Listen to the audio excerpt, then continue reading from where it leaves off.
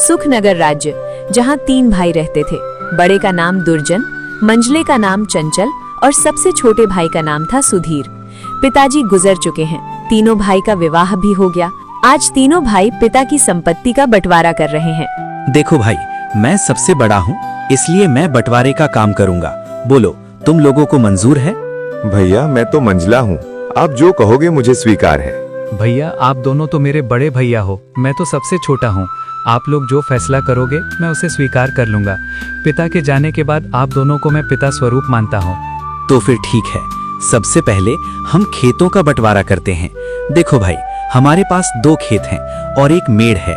हम लोग 3 भाई हैं, इसलिए 2 खेत में से एक मैं और एक मंझला चंचल का होगा और बचा मेड़ छोटा भाई यानी कि सुधीर का होगा। अरे वाह, बहुत अच्छा निर्णय है भैया, मुझे मंजूर है। कहूँ सुधीर, तुम तो चुप हो गए, क्या तुम्हें मंजूर नहीं? नहीं भैया, आप जो कहेंगे वो मुझे मंजूर है।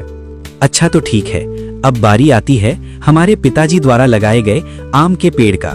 चलो अब आम पेड़ के पास चलते हैं।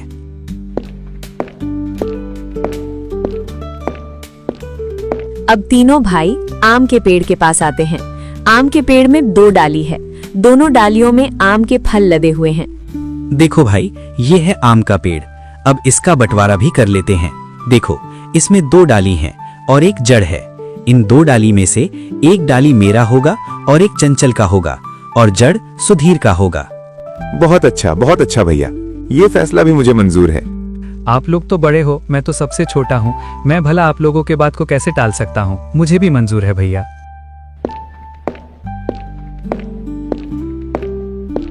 अब तीनों भाई घर के पास आते हैं। अब घर का बंटवारा भी होना है। तो फिर ठीक है, अब बारी आती है इस घर की। इस घर में 4 कमरे हैं और एक छत है। 2 कमरा मेरा होगा और 2 कमरा चंचल का, और जो खप्पर का छत बच जाएगा वो सुधीर का होगा। दुर्जन के इस फैसले से सुधीर बहुत दुखी हो जाता है। फिर भी बड़े भाई का फैसला मानकर वो कुछ नहीं कहता है। इस तरह घर का बंटवारा भी पूरा हो जाता है। अरे भैया, खेत, पेड़ और घर के बाद और एक जरूरी चीज तो आप भूल ही गए। अरे चंचल, वो क्या जरूरी चीज है जो मैं भूल गया हूँ? संगीत, क्या तुम मुझे याद दिला सकते हो? भैया, पिताजी ने हम तीनों भाइयों के लिए कुछ रुपए पैसे भी तो छोड़ गए हैं, आप उसे कैसे भूल सकते हो? अरे हाँ, याद आया। जरा रुको, मैं अभी लेकर आता हूँ। बड़ा भाई दुर्जन घर के अंदर से एक मटका लेकर आता है जिसमें कई सिक्के भरे थे और उनमें से कुछ पुराने जमाने के सिक्के भी थे। देखो, इसमें से 2 प्रकार के सिक्के हैं। एक जो अभी वर्तमान में चल रही हैं, वहीं दूसरा जो हमारे दादा के दादा जमाने के हैं, यानी कि बहुत पुराने जमाने के सिक्के हैं, जो कि कुछ अजीब धातुओं के बने हैं। तो भैया, अब इन सिक्कों का कैसे बंटवारा करोगे आप? तो सुनो, अभी के जमाने में जितने भी सिक्के चल रहे हैं, उन सिक्कों को मैं और मंझला भाई चंचल ले लेंगे, और जो सिक्के बहुत पुराने हैं, जो कि पुराने धातुओं से बनाए गए हैं, वो सुधीर का होगा। इस तरह दोनों भाई रुपए पैसे को भी ले जाते हैं। देखो सुधीर, पुराने जमाने के सिक्के में सिर्फ 4 ही सिक्के बचे हुए हैं। तुम चाहे तो इन 4 सिक्कों को ले जा सकते हो। और बहुत ही पुराने जमाने के 4 सिक्के सुधीर को देते हैं। भैया आप दोनों तो सारे रुपए पैसे ले लिए। अगर मेरे तकदीर में ये सिर्फ 4 सिक्के ही लिखा है तो मैं उसे स्वीकार करता हूँ। सुधीर अपने हिस्से के 4 सिक्कों को लेकर घर के अंदर जा ही रहा था कि तभी बड़ा भाई रोककर कहता है, अरे सुधीर, तू पगला गया है क्या? तूने सुना नहीं, बंटवारा हो गया है। अब इस घर में हम रहेंगे। तुम्हारा हिस्सा तो छत में है, तुमको तो बंटवारा छत में दिया गया है। अब तुम उस खप्पर छत में जाकर रह सकते हो। इस घर के अंदर अब तुम नहीं रह सकते। अब ये घर हम दोनों का हुआ। भैया आप ऐसी कैसी बातें कर रहे हैं? मैं कहाँ जाऊँगा? मेरा तो अभी अभी शादी हुआ है, मैं कहाँ रहूँगा भैया? अरे सुधीर भाई, ये तो तुम्हें पहले सोचना था ना, जब बंटवारा चल रहा था। अब पछताए क्या करें जब चिड़िया चुग गई खेत। दोनों भाई ने सुधीर और उसकी पत्नी को घर से धक्के मारकर बाहर कर दिया। वहीं दोनों पति पत्नी गांव के तालाब किनारे अपनी एक छोटी सी कुटिया बनाकर रहने लगे। हे भगवान, ये हमारे साथ क्या हो रहा है? अब न घर का रहे न घाट का, कैसे चलेगा जीवन? 2 वक्त की रोटी तो छोड़ो, 1 रोटी भी नसीब में नहीं है। अब रोते जाओ, जी भर के रोते रहो। अकल तो तुम्हारी घास चढ़ने गई थी, मेरी मती मारी गई थी जो मैंने तुम्हारे साथ विवाह किया। मेरी तो किस्मत ही खराब है। बड़े भाई बोलकर तुमने कुछ ज्यादा ही इज्जत दे दी। देख लिया नतीजा, अब भुगतो। कौशल्या, वो दोनों मेरे बड़े भाई थे। अब बताओ भला मैं उनसे कैसे सवाल जवाब करता। अच्छा, तुम्हारे बड़े भाइयों ने तो अपने छोटे भाई के लिए कुछ नहीं सोचा, सब कुछ तो रख लिया। तुम्हारे हिस्से में क्या दिया है? खेत के नाम पर मेड़ दिया है और पेड़ के नाम पर जड़ दिया है, घर के नाम पर छत दिया है और पैसे के नाम पर ये आदम जमाने के 4 सिक्के दिए हैं। कौशल्या, अब बस भी करो, और कितनी ताने मारोगी। अब छोड़ो उन बातों को। अब मैं क्या करूं कौशल्या, अब तो मेरे पास कुछ भी नहीं है। एक काम करता हूं, मैं चौधरी हरसुख के पास इन पुराने सिक्कों को लेकर जाता हूं। शायद इन सिक्कों के बदले मुझे कुछ नए सिक्के मिल जाएं।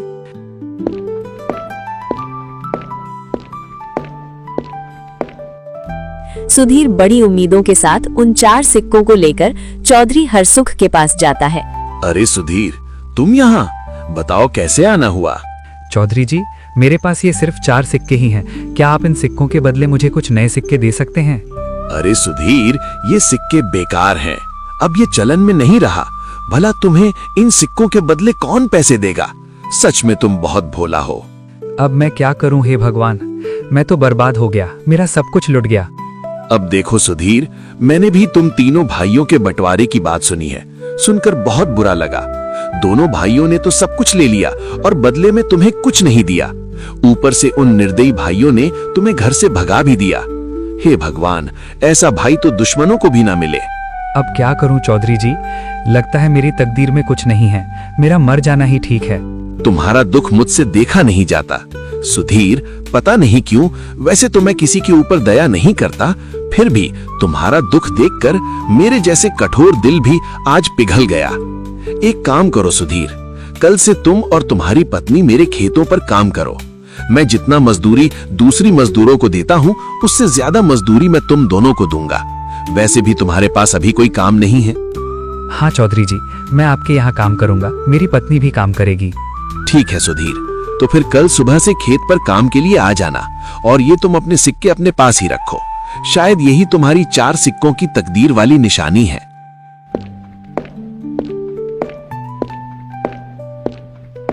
सुधीर उदास होकर वापस अपनी कुटिया पर आता है।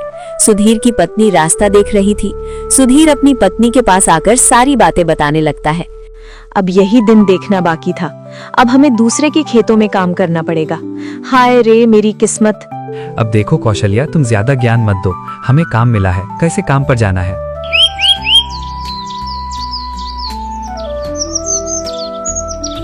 इस तरह दिन गुजरता गया। सुधीर और कौशल्या अब चौधरी हरसुख के खेतों पर काम करने लगे। रोजी रोटी का एक जरिया उन्हें मिल गया। खेतों पर फसल लहलहाने लगी। अरे भैया, इस साल तो हमारा फसल बहुत अच्छा हुआ है। हाँ भाई, इस साल तो बहुत ज्यादा फसल हुआ है। इस साल बहुत आमदनी होगी। अब चलो भैया, अब घर चलते हैं, कल सुबह फिर आएंगे।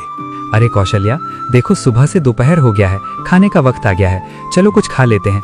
वैसे आज खाने में क्या है कौशल्या? घर में जो भी थी रुखी सुखी सब ले आई हूँ, जाकर ठूसो। थके हारे सुधीर और कौशल्या दोनों खेत के एक किनारे में बैठकर खाना खाने लगते हैं। अरे कौशल्या, क्या हुआ? तुम अचानक खाना क्यों बंद कर दी? नहीं कुछ नहीं, मैं तो बस ऐसे ही कुछ सोच रही थी। क्यों कौशल्या, क्या हुआ, बताओ भी। देखो ना, हम कितना काम करते हैं सुबह से लेकर शाम तक। ऐसा कब तक चलेगा? क्या तुम्हें नहीं लगता कि हमारा कोई संतान भी हो जो बुढ़ापे में हमारा सहारा हो?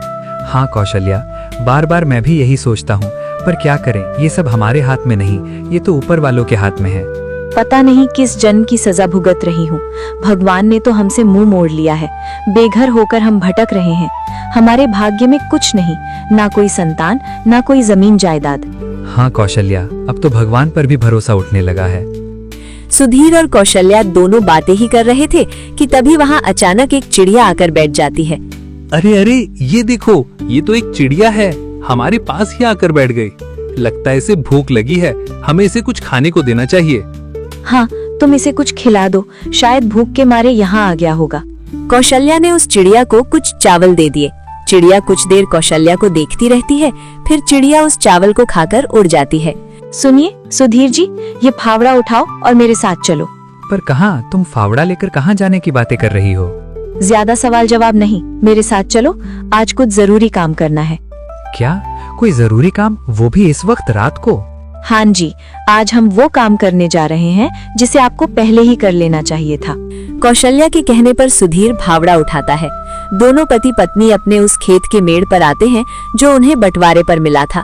कौशल्या, ये तो हमारा मेड़ है और वहाँ पे जो फसल लगी है, जहाँ पानी भरा हुआ है, वो तो मेरे दोनों बड़े भाइयों का खेत है और हम जहाँ खड़े हैं यही हमारा मेड़ है।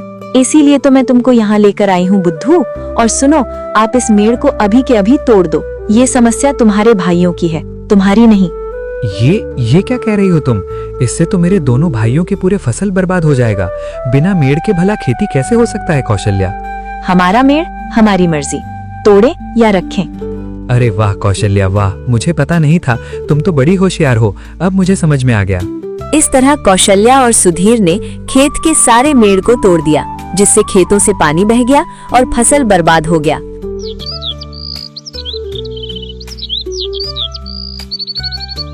अगली सुबह जब दोनों भाई खेत पर पहुंचते हैं, अरे भाई, हम दोनों तो बर्बाद हो गए रे। कितनी अच्छी फसल लगी थी, अब बिना पानी से सब सूख गया। भला अब फसल कैसे होगी? जरूर ये काम सुधीर का होगा, जरूर उसने होशियारी की होगी। हाँ चंचल, तुम बिल्कुल ठीक कह रहे हो। दुर्जन और चंचल दोनों रोते हुए घर को आते हैं। घर आकर अपनी पत्नियों को सारी कहानी बताने लगते हैं। अरे ये क्या हो गया? देखो जी, मेरी बात सुनो। फसल बर्बाद हो गई है तो कोई बात नहीं, अभी हमारा आम का पेड़ तो है। अब यही एक रास्ता बचा है, वरना हम सब भूखे मर जाएंगे। हाँ भैया, जब आम पक जाएंगे तो हम उसे बाजार ले जाकर अच्छे पैसे कमा सकते हैं। सुनो जी, आज रात हमें और एक काम करना है। जैसे ही शाम हुई, कौशल्या और सुधीर दोनों कुल्हाड़ी लेकर उस आम के पेड़ के नीचे पहुंच जाते हैं जो उन्हें बंटवारे पर मिला था। सुनो जी, क्या यही वो आम का पेड़ है? हाँ कौशल्या, यही तो बंटवारे वाला आम का पेड़ है। एक डाल पर बड़े भैया और एक डाल पर मंझला भैया का अधिकार है। तो फिर हमारा हिस्सा कौन सा है? अरे कौशल्या, मैंने तो पहले ही तुम्हें बता दिया था कि हमारा हिस्सा सिर्फ जड़ है, इसके अलावा और कुछ भी नहीं। तो फिर ठीक है, इस पेड़ की जड़ तो हमारी है, इसलिए इस जड़ को रखें या काटें, हमारी अपनी मर्जी। वे मेरे बड़े भाई हैं, मैं उनका कभी विरोध नहीं कर सकता। पिताजी ने सिखाया था, बड़ों का सम्मान करो। मेड़, लेकिन मेड़ पर तो कुछ उगता नहीं। कोई बात नहीं, जो उन्हें ठीक लगा। जड़ यानी बस जड़, ऊपर के सारे आम तो उनके हुए, पर कोई बात नहीं, मैं छोटा हूँ। छत, बस छत, चारों कमरे उनके, मैं कहाँ रहूंगा, बारिश में क्या होगा, पर मैं कुछ कह नहीं सकता, वे बड़े हैं। 4 सिक्के, बस 4 पुराने सिक्के, उन्होंने सारे नए सिक्के ले लिए, पर शायद मेरी तकदीर में बस इतना ही है। ये क्या कर रहे हैं? मैं तो उन्हें पिता मानता था, क्या पिता अपने बेटे को ऐसे निकालता है?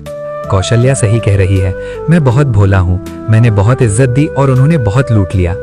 कम से कम 2 वक्त की रोटी तो मिल रही है, कौशल्या के साथ हूँ, बस यही बहुत है। ये पागलपन है, इससे तो सब बर्बाद हो जाएगा, पर कौशल्या कभी गलत नहीं कहती। चलो देखते हैं। दोनों पति पत्नी आम के पेड़ को काट देते हैं। आम का पेड़ नीचे जमीन पर गिर जाता है। एक जोरदार आवाज होता है। दुर्जन और चंचल दौड़कर पेड़ के पास आते हैं।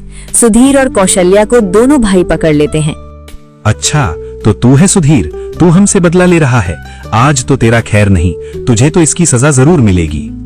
अरे रुको भैया, हम इन दोनों को महाराज के पास ले चलते हैं और इनको कोड़े की मार वाली सजा दिलवाते हैं। हाँ, बिल्कुल ठीक कहा चंचल तुमने। सुधीर और कौशल्या को दोनों भाई रात भर कमरे में बांध कर रखते हैं। जैसे ही सुबह होती है, उन दोनों को महाराज विद्याधर के पास ले जाते हैं।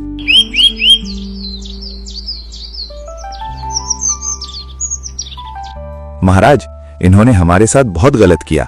इन्होंने हमारे खेत को बर्बाद कर दिए और हमारा आम का पेड़ भी काट दिया। अब तो सब खत्म, अब तो महाराज के सामने जवाब देना होगा, पर कौशल्या के साथ हूँ, डर नहीं लगता। अब जो होगा देखेंगे, कम से कम मैंने सच बोल दिया। फिर कौशल्या और सुधीर ने दोनों मिलकर महाराज को सब सच बात कह दी। महाराज बात को ध्यान से सुन रहे थे।